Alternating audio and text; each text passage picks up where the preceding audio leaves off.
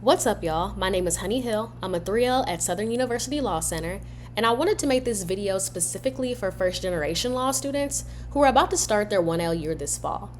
Law school can be really overwhelming for everyone, but I think there's a little more pressure if you're first generation, simply because you're trying to figure out the game on your own, and law school is indeed a game. So these are the basic things that I wish that I knew before I started my first semester. Now, keep in mind, these are my tips based on my experiences, and this is my opinion based on the school that I attend. All schools are different, so please keep that in mind too as you're watching this video. If you guys have any questions, though, I'd love to answer them in the comment section, and I'll do my best to help you in any capacity that I can. All right, let's get into the tips. We're gonna get straight into it. Number one, cold calls. Not all professors cold call the same. If you don't know what that is, cold calling is a law school teaching method where professors randomly pick a student to answer questions about the cases that were assigned to them.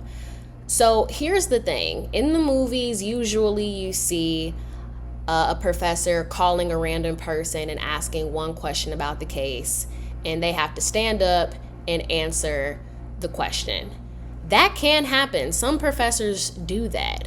But one thing I wish I would have known, all professors do not do that. I specifically had a professor my 1L semester, my first semester, and when she cold called someone for the day, they were up briefing the entire case for 20 to 30 minutes.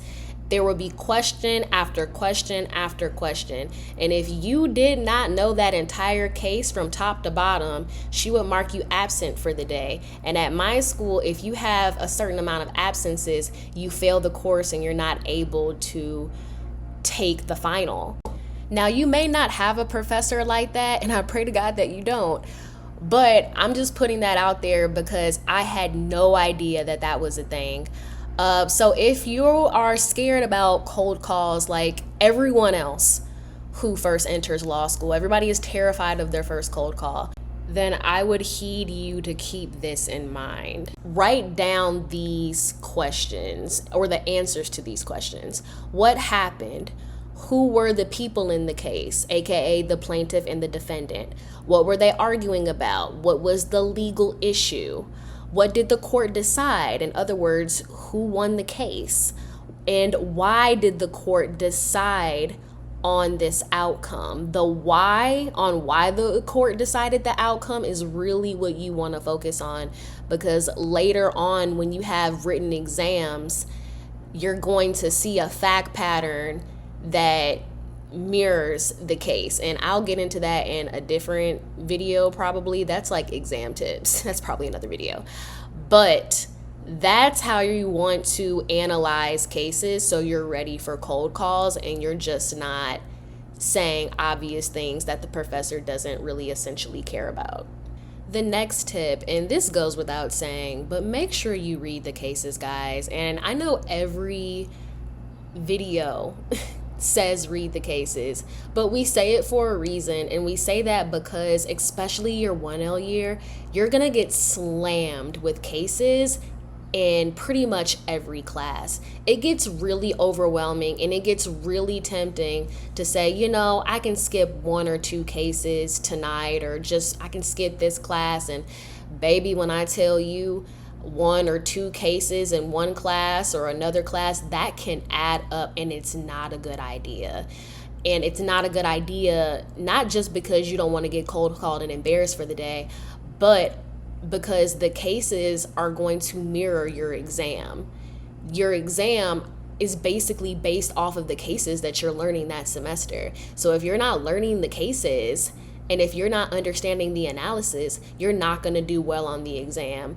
Or if you try to cram all the cases at the end, you're going to be so overwhelmed, it's not even funny. Tip number 3 is make sure you're using your resources.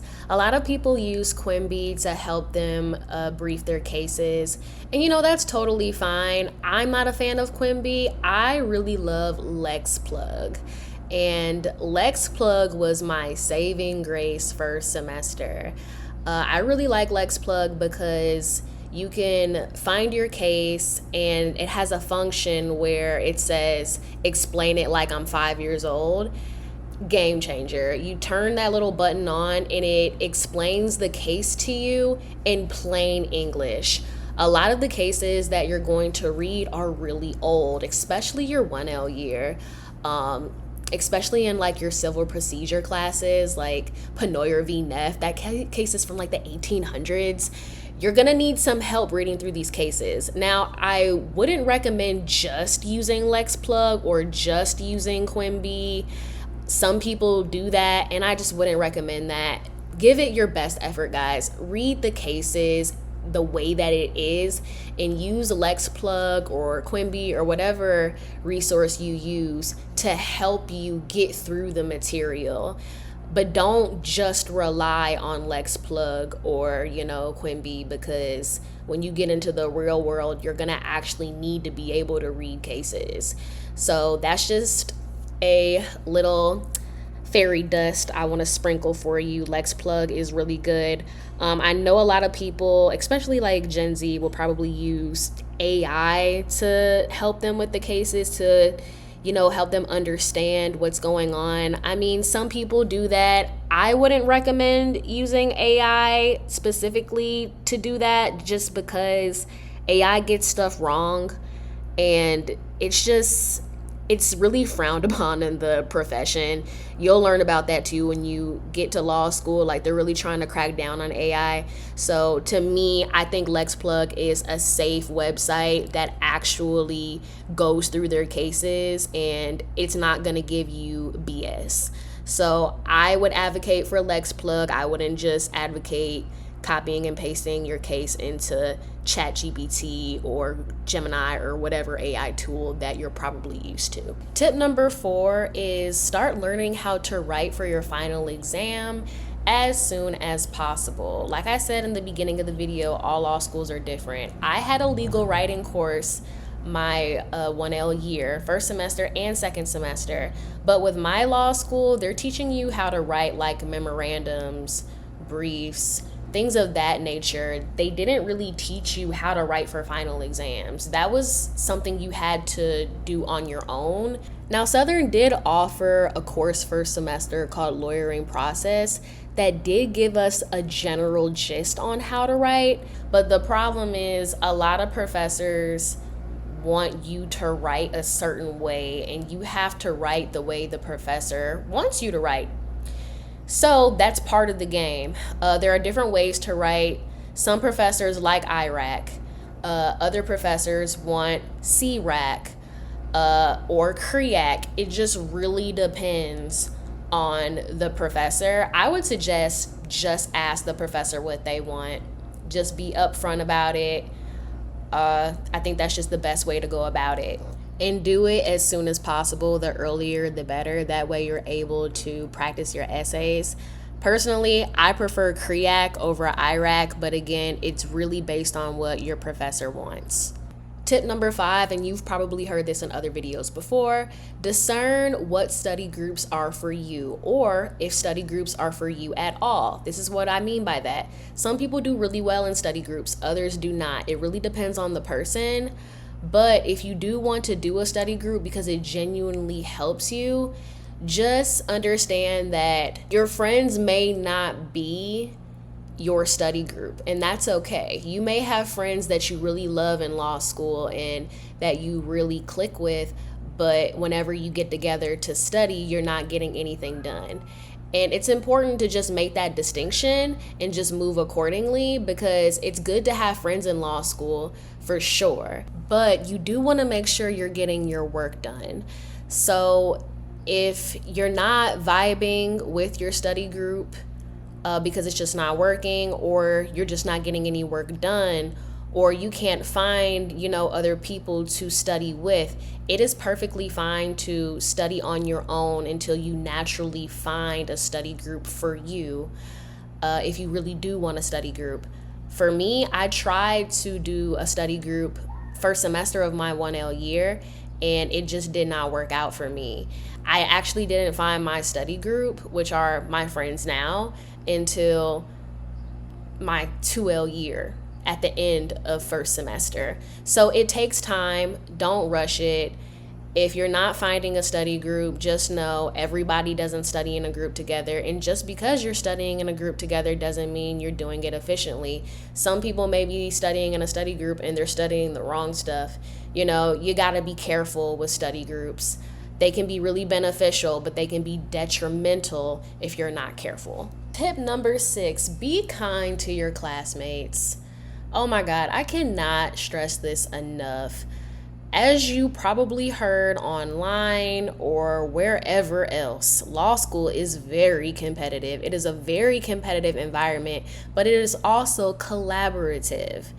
And your reputation doesn't start at your first job. It starts at the very first day of law school, because the people you go to school with are going to be the same people who are going to be out there in the real world with you. And you want to be known as being helpful and collaborative, not somebody who's, extremely cutthroat and vicious unnecessarily. And I know that sounds really dramatic, but it can get like that, especially at certain law schools.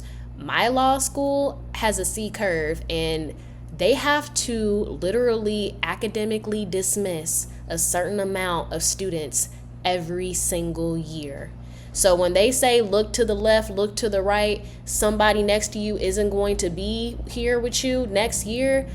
I know they say that in undergrad, but in law school, depending on the law school that you're at, if you're not at a Big 10 top 20 law school, you can get cut, and it's real.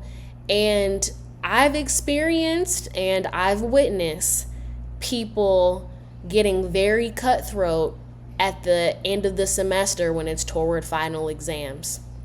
So I hope you don't have that experience, but it can happen. People can get really close to the chest and, kind of nasty when finals roll around. So just don't be that person, guys. Be the person that everybody loves to talk to, everybody, wants to collaborate with, and be helpful. Because if you're helpful to someone, then they're going to be helpful to you when you need it. And there's going to be a time when you need help. So keep that in mind. Yes, there can only be so many A's and B's, but if you're doing what you're supposed to do, and if you're really studying how you should, then helping the person next to you shouldn't bother you, because you're getting your stuff done anyways. So just keep that in mind. Law school doesn't have to be cutthroat, but it can be, especially for the people who want to be at the 90th percentile and want that big law job. So yeah, just keep that in mind, guys. Be pleasant, be kind. Tip number 7, and this may be controversial, but you know what? I stand on it. Find outlines for you to look at for each of the class that you take. Now, I'm not saying to just use someone else's outline and just use their outline and just study their outline like it's a study guide. I am not saying that at all. You should 100% make your own outline, because the teacher that you have is going to want to read how they're teaching on your final exam. So if your final exam doesn't sound like your professor, that's not a good way for success in general. So yes, 100% use your own outline. But I will say, if you can find outlines from 2Ls, 3Ls, there's even some websites that can give you outlines that other people have uploaded from other law schools that are pretty quality. I'll put them in the video so you can see the website. I think you have to pay for it, but I did use it my 1L year and it helped me. And the reason why I'm suggesting this is because certain things may be unclear that you may need clarity on. And there may be times where a professor is like, look, we don't have time to dive into this rule of law. We don't have time to dive into this case, but you're going to need to do this on your own time. Or it may be the end of the semester and you guys just ran out of time to go over certain cases, but it'll still be on your final exam. I know when I took family law my first year, when she said we're going through the entire book, she meant that. We didn't go through the entire book as a class. We did do the majority of the book, but there were certain cases and certain concepts that we had to do independently on our own. So if you're not getting that lecture, that additional resource can really help you. Hopefully you're not in that situation, but if you do find yourself in that situation, that should help.